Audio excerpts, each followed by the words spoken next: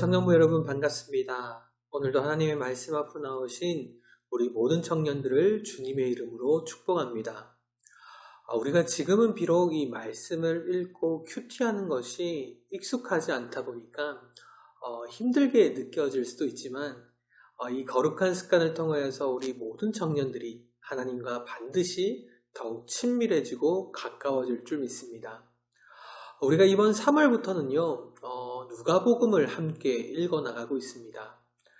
우리가 숲을 볼 때는 반드시 숲 전체를 바라보는 이 거시적인 관점도 중요하지만 숲 안에 있는 나무를 미시적으로 보는 것 모두 다 중요합니다. 그렇게 내일부터 누가복음을 자세하게 살펴보기 전에 이 누가복음이 어떠한 책인지를 전체적으로 한번 알아보려고 합니다. 여러분, 그렇다면 누가가 이 누가복음이라는 책을 기록한 목적은 과연 무엇일까요? 누가는 이 책의 서두에서 이 책을 기록한 목적과 동기를 분명하게 밝히고 있습니다.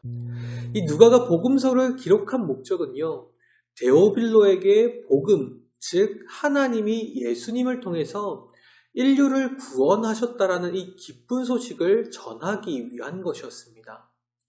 그러므로 그가 쓴 복음서는 역사적 기록이라기보다는 예수 그리스도의 구원 사역에 더 초점이 맞추어져 있죠. 우리가 어제 우리 간사님들을 통해서도 살펴보았지만 누가복음과 사도행전은 한 저자가 기록했습니다.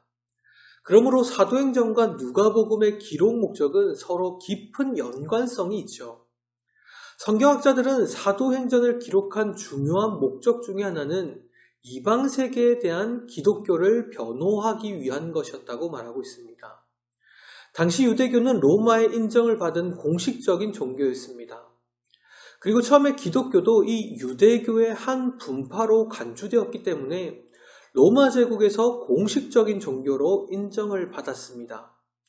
그러나 시간이 흐르면서 로마인들 사이에 기독교가 유대교와 다른 종교라는 사실이 알려지게 되었죠.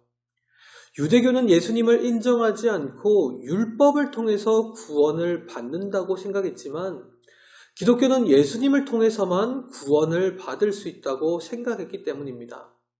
완전히 다른 종교이죠.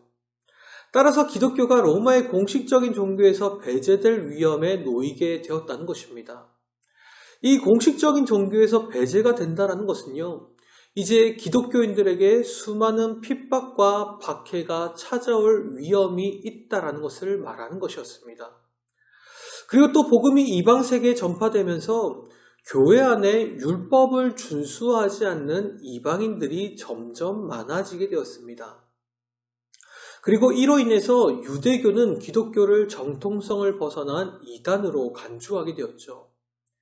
이러한 상황 속에서 사도행전은요, 기독교가 절대로 구약을 무시하는 것이 아니라 구약 성경에 뿌리를 둔 종교이며 또 유대교의 전통을 이어받은 정통 종교라는 사실을 말해주고 있는 것입니다. 일부 학자들은 누가복음과 사도행전이 기록된 것은 바로 이러한 필요성 때문이라고 주장하고 있습니다. 자, 이러한 관점에서 바라보았을 때 누가가 이 책을 기록한 목적은 로마 제국의 심장부까지 전파되었던 이 복음이라는 것이 무엇인지 그 기원을 밝혀주는 데 있다라고 할 수 있습니다. 자, 그렇다면 여러분, 이러한 목적으로 기록된 누가복음에는요, 어떠한 특징이 있을까요? 누가복음에는요, 몇 가지 특징이 있습니다. 첫 번째로 보편 구원서를 강조한다는 것입니다. 여러분, 마태복음은 유대인들을 위해서 기록되었고요. 마가복음은 로마인들을 위해서, 그리고 누가복음은 이방인을 위해서, 그리고 요한복음은 모든 민족들을 위해서 기록한 책입니다. 그렇다 보니까 누가복음에서는 유대인뿐만이 아니라 이 이방인들도 구원받을 수 있다는 이 보편 구원설에 대해서 강조하고 있습니다. 그리고 두 번째로는요, 바로 사회적으로 소외된 자들에 대한 지대한 관심을 보이고 있다는 것입니다. 여러분, 누가복음은 유대인들을 위해 기록한 마태복음과는 달리 누구를 위해서 기록한 책이라고 말씀을 드렸습니까? 바로 이방인들을 위해 기록된 책이라고 말씀을 드렸습니다. 당시 유대 사회에서는요, 율법을 기준으로 바라보았을 때 자신들과 절대로 하나가 될 수 없다라고 여기는 자들이 있었습니다. 이들이 바로 유대 사회에서 철저하게 소외당하고 무시당하던 버려진 자들이었죠.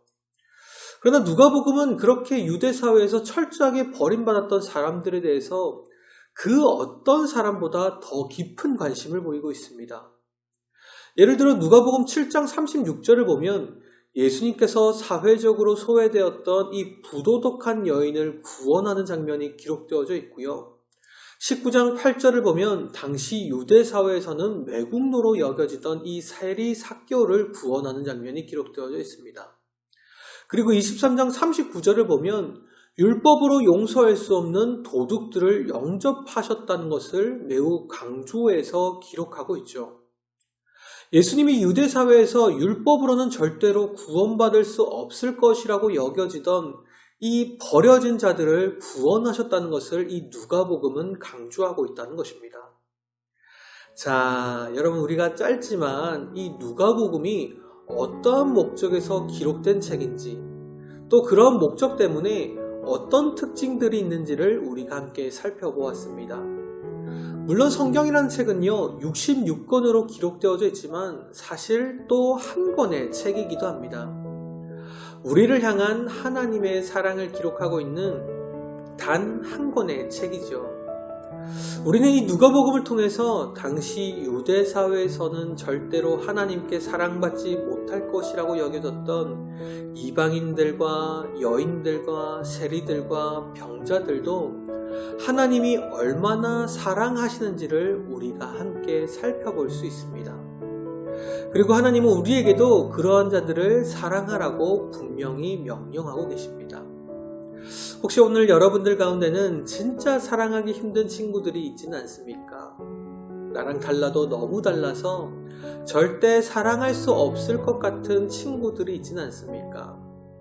나의 가치관과 신념으로는 도저히 이해가 되지 않아서 가까이 하기 너무 부담스럽게 느껴지는 친구들이 있지는 않습니까?